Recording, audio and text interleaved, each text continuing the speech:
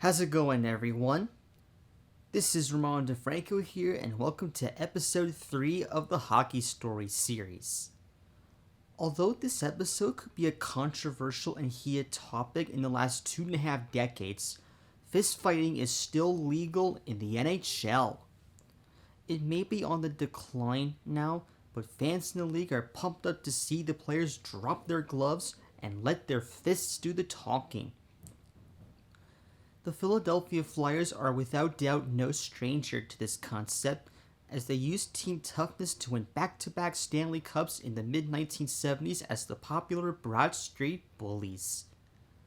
The Ottawa Senators have had a number of fighters, both in their current lifespan and their tenure as the original Ottawa Senators well over a century ago. Despite several other clubs seeing their fair share of gloves dropped and punches thrown, no game in the history of the NHL has seen numerous fights rack up this much penalty minutes. In fact, this is the story of the most penalized game in NHL history, and that is none other than the Flyers-Senators Brawl. In order for me to tell you this wild story, I would like to take you back to March 5th, 2004.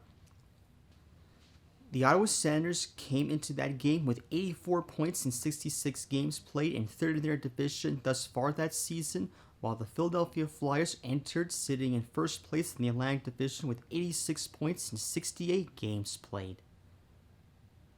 Despite the Flyers' ranking this year, it was the Senators who gave them a number of losses, having eliminated the Flyers in both years in the Stanley Cup playoffs and even giving them a 0-2-3 record in their last 5 regular season meetings, including a 4-1 loss and a 1-1 tie earlier that season. During that 1-1 stalemate, further fuel was added to an already blazing inferno as Senators forward Martin Havlat slashed Flyers forward Mark Recchi in the face, and the two went colliding into the boards. Havlat would be given a 2-game suspension as well as a $35,000 fine by the league for his actions. And the subsequent game ended up seeing some signs of bad blood from these two teams, as Havlat did receive a slash or two for his prior actions, and the Flyers took advantage of that, having taken a 4-2 lead at this point. Also, 5 penalties would be called to those two sides as well. The third period began with veteran forward Alexei Zhamnov's 10th goal of the season to extend the lead to 5-2. Over the next 6 minutes of game time, a number of coincidental minor penalties, a slash, and a too many men call added another 6 penalties on the scoreboard, surpassing the amount of penalties being called in the first 40 minutes of game time. And with the clock entering its final minutes, the brewing conflicts finally erupted, and the battle was about to be underway. With a minute 43 seconds left to play, Flyers enforcer Donald Brashear hit Senators fighter Rob Ray, and a fight broke out between the two. And when asked why he started the whole ordeal, Brashear supposedly responded, "Did you see the last game?" referring to the justice needed to be taken during the previous game. Following this, Brashear then got into a brawl with both Brian Pothier and Todd Simpson and exchanged blows with each other.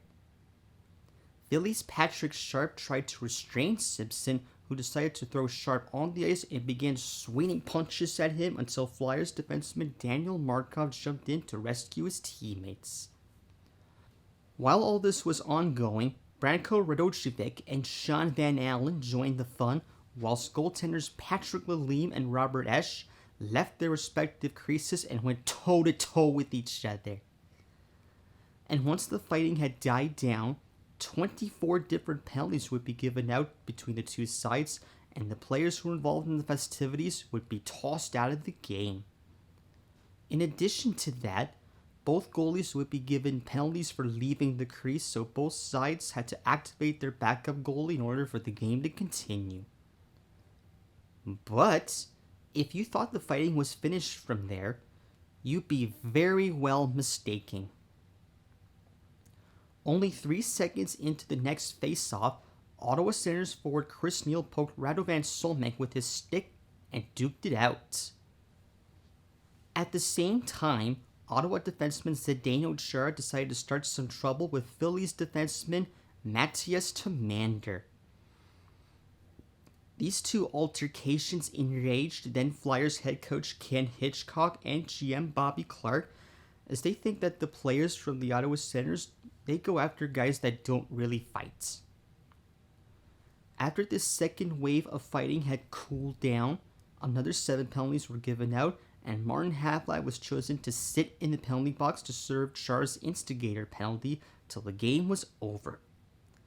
As the referees looked to get the last minute of the game over with so everyone can just go home, round 3 began in the next faceoff with Phillies forward Michael Hansu scoring off against Senators forward Mike Fisher for the 7th fight of the game. Another 6 penalties were handed out and the combatants were ejected from the game, and the referees tried to get the contest finished once again. Although a fight didn't break out in the opening faceoff, Philadelphia Flyers fans in attendance began to boo and voice their displeasure. Never change, Flyers fans. Just 24 seconds after the faceoff, the two teams were back to their old tricks as Mark Recchi made a hit on Senators defenseman Wade Redden, who decided rather than fight Recchi, he would launch himself at Philly forward John LeClaire. And this prompted Recchi to also join the fun as he went toe-to-toe with Ottawa Senators forward Brian Smolinski. The Flyers were ejected from the game and 11 penalties were given out, and the referees tried to get the game finished for a 5th time. Unfortunately though, 5th time was not the charm that day, as the 10th and last fight of the game broke out in the opening faceoff. At this time it featured Patrick Sharp and Jason Spezza. The pair were ejected from the game and 7 more penalties were given out, and the referees tried one last time to get the game to the final buzzer.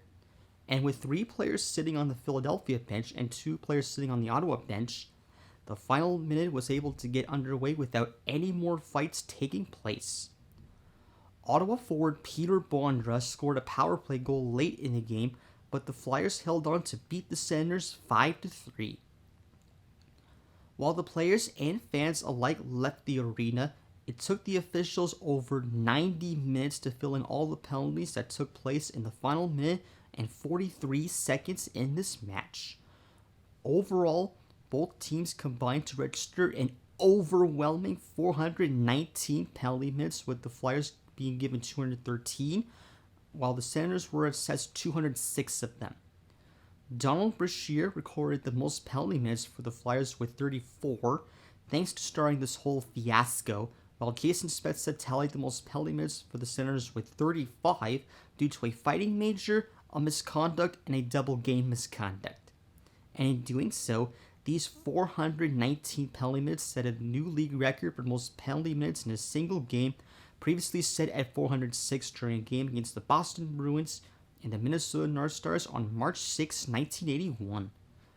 Also, Philadelphia's 213 penalty minutes set a league record for penalty minutes by one team, while Ottawa's 206 sat third in that list right underneath the Minnesota North Stars' 211 penalty minutes in that aforementioned game. Following this historic showdown, the hockey media drew comparisons from that game to the Bradstreet Bullies era of the 1970s, which had a similar feeling to those tough fights from the franchise in their golden years. Interestingly though, the only player to be given such suspension or fine from this brawl would be Philadelphia's defenseman Daniel Markov, only because he had received his 3rd misconduct of the season, which meant an immediate 1-game suspension. I'm shocked that the most penalized game, which saw 10 different fights take place near the end of the game, saw the league punish just 1 player. No suspension to the man who started this whole ordeal to begin with, and no fines to the combatants who were tossed out of the game, just a 1-game suspension brought on by a technicality. And that's not even mentioning the Department of Player Safety we have now, and it's pretty strict, believe me. The Senators-Flyers brawl led to the NHL shortly after the 04-05 lockout, announcing a new rule in the hopes of limiting late-game brawls when the score is unlikely to change. The rule says that a player who instigates a fight in the last 5 minutes of the game will be given an immediate 1-game suspension, and the player's head coach could be fined up to $10,000. After this game, these two teams met for one last regular season meeting, and some were worried that both sides are looking for revenge. Despite that, though, the game would be a routine affair with only 6 minor penalties being given out, and the Ottawa Senators winning the game by a final score of 3-1. Both teams went on to qualify for the 2004 Stanley Cup playoffs, but neither team was able to go all the way, as the Senators lost in the first round in 7 games to the Toronto Maple Leafs, while the Philadelphia Flyers were eliminated in the conference finals in 7 games to the Tampa Bay Lightning. Though the league felt that the event had an impact on the sport as a whole, as well as the NHL's image, the Flyers-Senators brawl on March 5th of that year was an incredible example of how teams face justice to those who violated the sport's rules, both written and unwritten. In that situation, what these two teams wanted was an eye for an eye, meaning that almost every player who took to the ice that day meant authority, although there were plenty of black guys the next morning too. Whether you agree or disagree with the players' actions, and the referees handled the situation the best they could, I'm very sure that the game had such a dramatic ending.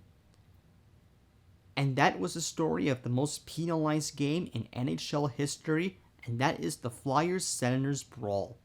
What do you guys think about the Flyers-Senators brawl? Was it good, bad, or do you miss old-time hockey? Oh, I know I do sometimes. You can let me know in the comments down below. I would love to hear your opinion. But otherwise, thank you so much for watching, and I will see you in episode 4.